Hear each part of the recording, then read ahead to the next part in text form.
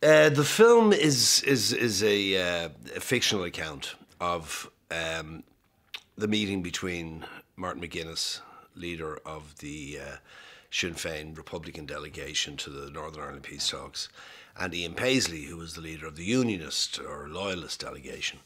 It's a fictional account. They did actually meet each other and travel together, but there's no record of exactly what the interchange or the exchanges were between them. Colin has imagined this meeting to be the moment where a breakthrough was made, where personal contact was made between the two leaders of each delegation, and where they actually kind of broke the ice and got somewhere. I play Martin McGuinness, the leader of the Sinn Féin, well, co-leader. Him and Gerry Adams were the two leaders of the Sinn Féin delegation. I was sent the script, and I kind of was a bit sort of, I thought, oh God, it's, I was dreading a kind of a dry political tale, if you like, and I was so surprised and happy when I read it, because it was an imaginative, funny drama that was very captivating. I mean, I read the script straight through, which very rarely happens, that you get a script that you just kind of go page, it was a page turner. Colm Bateman, the writer, very cleverly, the device he used to tell the story is remarkably clever, I think, in that it's intercut between what's happening in the car between our two main protagonists, but they're also being observed from base by the British Prime Minister, the Irish Prime Minister, and various other delegates to the conference, and British intelligence. So you're kind of aware all the time, even when you're inside the car and the two guys are going back and forth, you're aware that there's an outside eye on this, which gives it an added tension. And it's also, I think, it's an incredibly human story. I mean, there's great drama in there, there's great tension, but there's also great humour and great humanity. Well, as you say, Martin is a very well-known person. I had personally followed events in Ireland quite closely over the years, even though I haven't lived in Ireland for a long time. But I keep in touch, and I'm in and out a lot.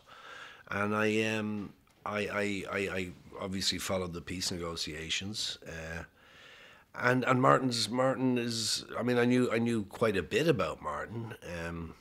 I'd only ever met him once. I supported his bid for president president of Ireland in 2011, and I met him at a rally for his candidacy.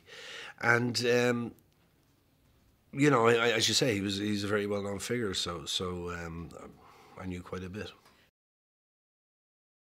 No, in preparing for this film, I haven't been in contact with Martin. No. I think it's probably better that way. Always when you're playing a real person, I mean, you have to approach it as an actor. You have to try and approach it with an objective view, and not that Martin, I don't think, would try to influence particularly what we're doing, unless he was completely outraged by something, which was feasible. But I think. I don't think he would want to influence. I think he's a very smart man, and he would respect our process and how we go about creating this. And it is a fictional story. It's always the added thing with a real character, with an iconic figure. There's always the added complication of the look and the sound and all that, because people know what the real person looked and sounded like. But I don't think it's any different to playing a fictional character, and certainly in my approach to it isn't. And also, I mean, this, yes, it's Martin McGuinness, but it is in a fictional situation, There's a difference in the way you do. I mean, for example, if you're playing a fictional character who happens to be a blacksmith, and there's scenes with him actually doing it, then you have to learn how to do that, because you have to look like you're doing it, you know. So there's that, you know, you've different complications with with real characters, with fictional characters, with iconic characters. You know, you've different sets of if you like, rules or requirements.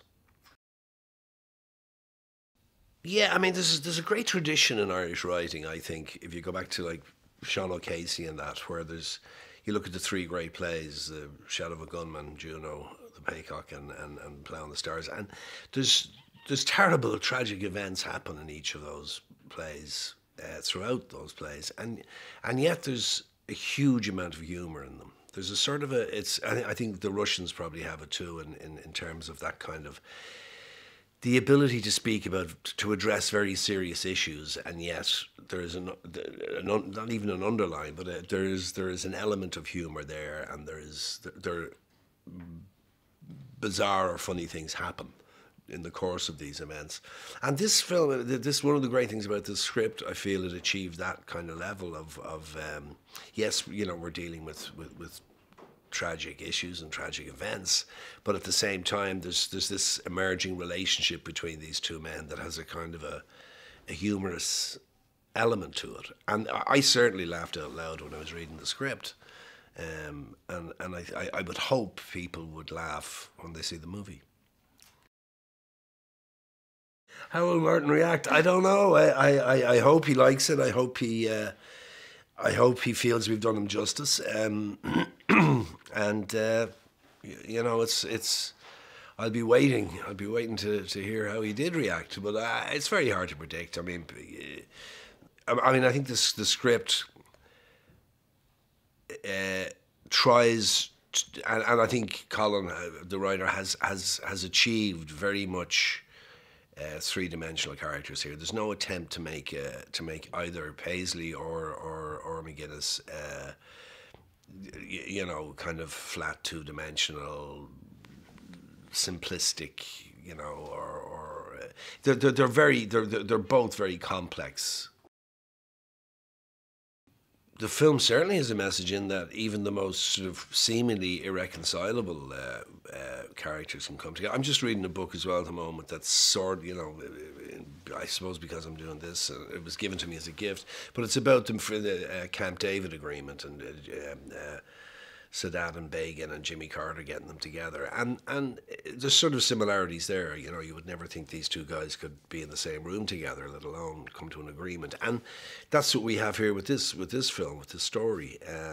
So yeah, I would hope it would you know, convince audiences that there's always a way forward, there's always hope, and most importantly, that the only way, enemies have to talk to each other.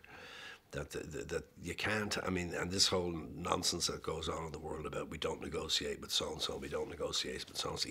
The only way you make progress is through negotiation. No, well, Tim and I did. We sort of worked together. We did a film called The Damned United, which is about Brian Clough and his days at Leeds United. And Tim, I played Don Revy, and Tim played Clough's assistant, Peter Taylor. So while there was a couple of scenes that we were kind of in together, we never really worked together on that film. We were sort of in separate areas of the film, as it were. But you know, but I obviously met him and knew him from that. But it's been such a pleasure to work with him. He's an extraordinary actor, and you know, as he proves every time he works, you know, he's the best actor at Cannes last year. He's extraordinary and a lovely guy. We sort of developed, because there was our first, you know, 10 days, 2 weeks of shooting was just the two of us in a very confined space. We kind of developed, I think, a sort of a rhythm together, which was in. And when I came to work with other actors, then, like, and more than one other actor, having to work with 3 or 4 actors and scene, it was kind of slightly weird because I was like, where's Tim? Where's Tim? You know, I think we became kind of codependent or something. No, Nick is very specific about what he wants, and also he's very loud about what he wants. I mean, you can hear him 3 blocks away, so that's a very good thing. Clarity is helpful. But Nick is Nick. He's so passionate about this particular project. I don't know if he works like this in all his films, but he's so passionate about this one, and his enthusiasm is knows no bounds. You know, it's extraordinary. Yeah, I'm always happy to come to Ireland. Yeah, yeah. You know, I've done quite a few films here over the years, and it's. I always kind of get excited when I get a script that's going to shoot in Ireland. It's you know, it's a chance to reconnect with a lot of people, and some of the guys here I've worked with before, and you know, mightn't have seen for 5 or 10 years. So that's always lovely. Yeah. No, it was suggested to me a few times to say because I am kind of quite political in an armchair sort of way, you know. But no, no, I actually my mother often says that she had I've 3 brothers, and she often says she had conversations with my father about you know, what we were doing and what we weren't doing, and my father used to say, well, at least they didn't go into politics, you know, because both my parents seemed to think that was a fate worse than death.